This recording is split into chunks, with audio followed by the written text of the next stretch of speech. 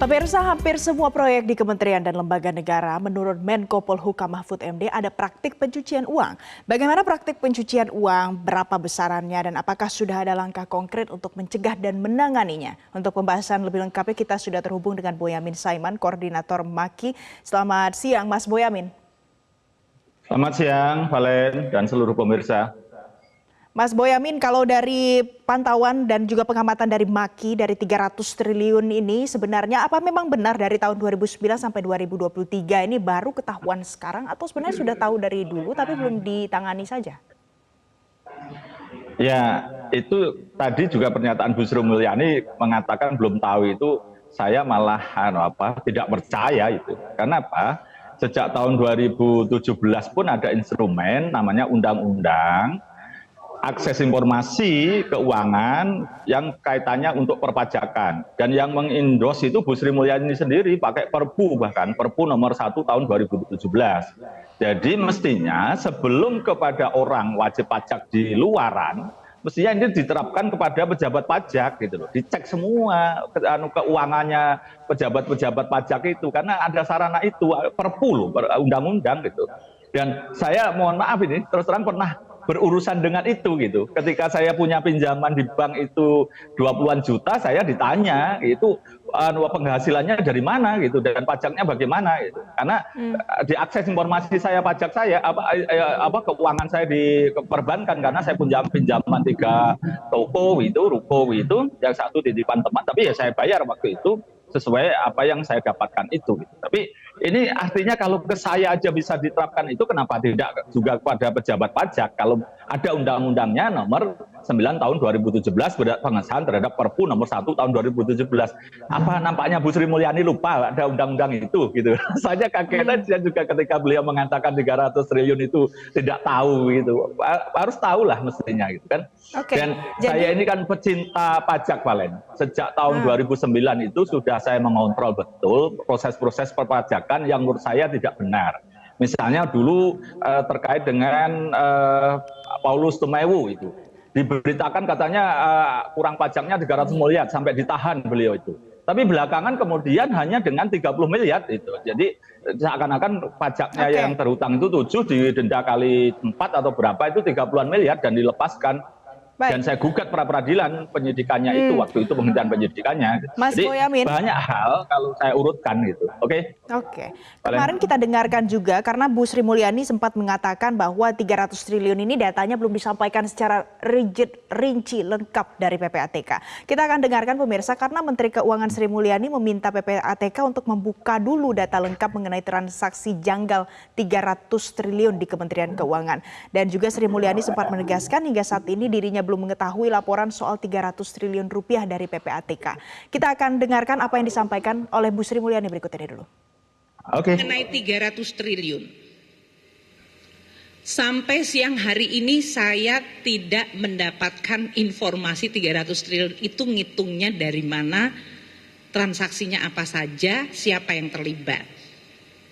Jadi dalam hal ini teman-teman media silahkan nanti mungkin bertanya kepada Pak Ivan. Karena sampai hari ini di surat yang Pak Ivan sampaikan kepada saya hari Kamis, surat tersebut menyangkut jumlah surat yang disampaikan PPATK pada kami dan list dari kasusnya, tidak ada angka rupiahnya. Jadi kalau hari ini teman-teman media menanyakan kepada saya, jawaban saya tetap sama seperti kemarin karena saya nggak ada tambahan informasi. Nanti saya sudah kontak Pak Ivan, saya juga seizin Pak Mahfud ya Pak Mahfud. Ya. Saya tanyakan kepada Pak Ivan 300 triliun itu seperti apa Mbok? Ya disampaikan aja secara jelas kepada media. Siapa-siapa yang terlibat, pohon transaksinya seperti apa. Dan apakah informasi itu bisa di-share ke publik, apakah informasi itu menjadi bukti hukum, monggo, makin detail makin bagus. Saya juga ingin tahu supaya saya tahu siapa saja yang makin terlibat sehingga pembersihan kita juga lebih cepat. Mas Boyamin, Bu Sri Mulyani mengatakan belum ada detail dari PPATK. Pertanyaannya apakah semuanya harus tergantung dari detail dan rinci yang disampaikan dari PPATK ini atau sebenarnya sudah ada? Iya, Pak Ivan itu kan juga usulannya Busri Mulyani, masa nggak percaya sama Pak Ivan yang di PPATK gitu kan? Dan itu menurut saya itu hanya narasi di depan publik yang seakan-akan belum tahu apa-apa. Justru itu menunjukkan kalau saya ya mohon maaf tidak mampunya Busri Mulyani, karena ada undang-undang tadi nomor 9 tahun 2017 tentang akses informasi keuangan untuk berkaitan dengan perpajakan. Nah, semua kan mestinya diperiksa. Kalau dia sebelum memeriksa orang lain, pejabatnya diperiksa semua, dipantau semua. Masa enggak? Itu berarti ya, mohon maaf ini tidak ada kemampuan beliau. Terus misalnya tentang Bu Sri Mulyani, tagihan pajak yang saya laporkan kemarin ke Kejaksaan Agung 1,7 triliun, baru diselesaikan dengan 15 miliar tahun 2017, akhir 2017. Habis itu pernah saya komplain, nggak pernah ada treatment apa-apa lagi sampai sekarang. Nah, ini kan misalnya dulu saya tahun 2011-2012 harus pra peradilan Dirjen Pajak karena mangkraknya kasus Asian Agri, dan akhirnya diperintahkan hakim untuk meneruskan. Juga terkait dengan laporan saya sebuah perusahaan asing di Indonesia yang 80 miliar kekurangan pajak, hanya kemudian diturunkan 60 miliar, padahal alasannya tidak ada. PK keempat, saya ingat persis itu kejadiannya. Jadi banyak hal selama Bu Sri Mulyani jadi menteri, kebetulan saya banyak hal yang saya dapatkan. Jadi ini misalnya kemudian pencucian keuangan itu rasanya kok malah justru yang bertanya, padahal beliau yang harusnya paling paham justru berkaitan dengan proses-proses itu. Dan misalnya gini, beliau juga mengatakan tentang tadi Irjen gitu. Lah saya itu pernah ngurusi di Bea Cukai, dugaan pungli di bandara terhadap jasa kurir, sudah selesai di Irjen Kementerian Keuangan, Inspektorat Jenderal, diserahkan kementerian, malah dibersihkan, orangnya malah dipromosi. Saking jengkelnya saya bawa ke penegak hukum Kejaksaan Tinggi Banten dan dinyatakan bersalah, dihukum 3,5 tahun, dan baru inkrah 2 minggu yang lalu. Jadi saya bertanya-tanya, jadi terus terang aja, ini kok banyak hal seakan-akan Bu Sri Mulyani malah bertanya-tanya sekarang. Mas Boyamin, jadi Anda sebenarnya mempertanyakan kemampuan Bu Sri Mulyani pada saat dia menjabat sebagai pimpinan paling tinggi di Kementerian Keuangan. Tapi Bu Sri Mulyani juga sebelumnya menyatakan ada Inspektorat Jenderal. Tapi di lain sisi kita tahu juga ada yang namanya OJK. Nah, untuk badan-badan seperti ini, memangnya ada yang sudah dilakukan dan bisa berpengaruh dari hasil penyelidikan ini? Nah, PPATK itu kan diperoleh dari jasa keuangan, dari bank, asuransi, saham, sampai kemarin diketahui perusahaan cangkang, berarti saham kan? Terus barangkali nanti pasti ada asuransi yang pura-pura dibeli, padahal kemudian nanti diserahkan ke siapa. Saya yakin itu semua sudah produk dari jasa keuangan, baik bank, saham, asuransi, dan diserahkan PPATK. Maka PPATK bisa mendeklar itu. Jadi OJK juga pasti begitu. Jadi semua sudah diawasi. Bank itu sampai urusan saya kemarin pernah ada yang mentransaksikan dolar Singapura dengan seakan-akan bukan melalui bank. Sudah saya laporkan, juga diproses treatment. Jadi semua sudah berproses. Kalau bicara bank, asuransi maupun bursa, pasar modal, itu sudah lapor ke OJK. OJK juga pasti juga lapor ke PPATK. Langsung jasa keuangan tadi, bank langsung ke PPATK seperti dikatakan tadi, yang mencurigakan tadi dilaporkan. Misalnya begini, tiba-tiba saya dapat uang 1 miliar. Tidak berasal dari manapun, upah lawyer saya tidak ada yang segitu. Tiba-tiba saya masukkan bank. Itu sudah bisa di-treatment terus kemudian. Makanya kan ketika saya dapat dulu zaman kasus terkait dengan Joko Chandra itu dapat 1 miliar karena tidak saya bisa bertanggungjawabkan asal dari mana, saya serahkan KPK. Mestinya kan pola-pola itu yang sebenarnya bisa diterapkan, Pak Len. Jadi OJK hanya punya hak untuk sampai memperhatikan, mengawasi saja, memantau apa transaksinya, kemudian disampaikan ke PPATK. Segitu saja? Iya betul, dari bank, perusahaan asuransi, terus emiten saham itu menyampaikan langsung ke PPATK. Semua transaksi yang tadi katanya 500 juta, di atas 1 miliar, tidak sesuai profilnya, pasti diserahkan tiap hari ada itu. Dan PPATK itu pakai bendera merah, bendera hitam, bendera hijau gitu. Kayak Boyamin mungkin benderanya hijau gitu, karena ya transaksinya segitu-gitu aja gitu.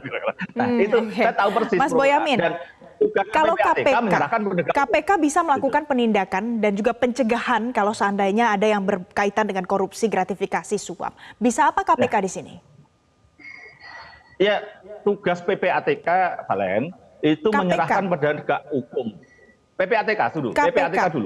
PPATK menyerahkan kepada penegak hukum, termasuk KPK, kejaksaan, kepolisian, gitu loh. Jadi untuk ditindaklanjuti dan KPK bisa mentreatment dulu zaman EKTP juga berkaitan dengan itu juga korupsinya pencucian uang yang prosesnya sedang berjalan dulu itu juga kaitannya dari PPATK ke KPK. Di Kejaksaan Agung juga ada beberapa saya tahu persis itu pencucian uang yang diterapkan itu juga dari akses informasi PPATK.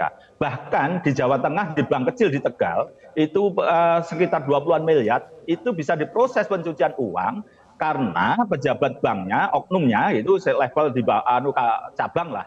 Itu kemudian kerjasama dengan orang luar seakan-akan pinjaman, tapi tidak ada jaminannya, kemudian jadi macet. Itu diproses oleh Polda Jawa Tengah menjadi pencucian uang tanpa predikat crime apapun.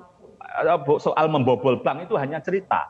Jadi kalau sekarang selalu didengung-dengungan orang tidak ada predikat crime, itu salah. Karena pencucian uang itu bisa berdiri sendiri. Ada di pengadilan Tegal, ini kerah. Dan kemudian harta yang disita dari pelaku-pelaku langsung diberikan kepada banknya. Dan saya karena waktu itu jadi kuasa hukum banknya itu. Jadi bisa gitu. Dan waktu itu saksi ahlinya Bu Yanti Garnasih. Jadi kalau KPK mengatakan selalu tidak bisa dengan alasan tidak ada predikat crime-nya, tidak ada korupsinya, belum bisa menemukan korupsinya, itu salah besar. Tapi memang... Jadi Anda punya kecurigaan apa kalau KPK bilang tidak bisa karena tidak menemukan ada tindak pidana korupsi? Iya dicari aja dulu gitu loh. Sebenarnya kan korupsinya pasti ada karena KPK memang urusannya harus korupsi dulu.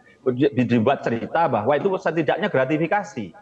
Kalau ini tidak bisa diketahui asalnya dari mana, setidaknya kan gratifikasi. Gratifikasi sederhana. Kalau menerima uang oleh pegawai negeri, khususnya pejabat, dalam 30 hari tidak dilaporkan KPK, maka itu dia kena pasal gratifikasi. Karena apa? Itu pegawai negeri pasal 11 itu ingat persis saya Undang-Undang Pemberantasan Korupsi, pegawai negeri yang menerima itu aja menerima tidak lapor ya kena pidana. Berarti kan tinggal Mas Boyamin, KPK menerapkan. satu lagi, kalau seandainya yang bersangkutan sudah pensiun atau tidak ada lagi fakta-fakta lain yang berkaitan dengan orang yang disangkakan, apa yang bisa dilakukan? Masih tetap bisa lakukan penyelidikan, Valen, dengan kalimat tadi pasal 11. Kan berarti waktu jabat nerima duitnya. Gitu. Dan kalau toh nerimanya seakan-akan dibuat zaman pensiun, pasti bisa dikejar. Oh memang janjinya dulu diberikan uangnya nanti ketika pensiun. Tapi waktu proses perdagangan kewenangannya atau perdagangan urusan macam-macam lah dimudahkan suap gratifikasinya terjadi ketika jabat. Tapi supaya aman nanti simpen dulu ya diberikan nanti ketika pensiun. Kan masa ngejar gitu nggak bisa, Valen? Rasanya aneh aja gitu kalau kita ditanya. Jadi sebenarnya tidak ada alasan apapun ya dan ini pasti nanti bisa ditelusuri, bisa diselidiki kemana aliran uangnya pergi. Terima kasih Mas Boyamin Saiman, Koordinator MAKI sudah bergabung bersama kami siang hari ini di Metro Siang.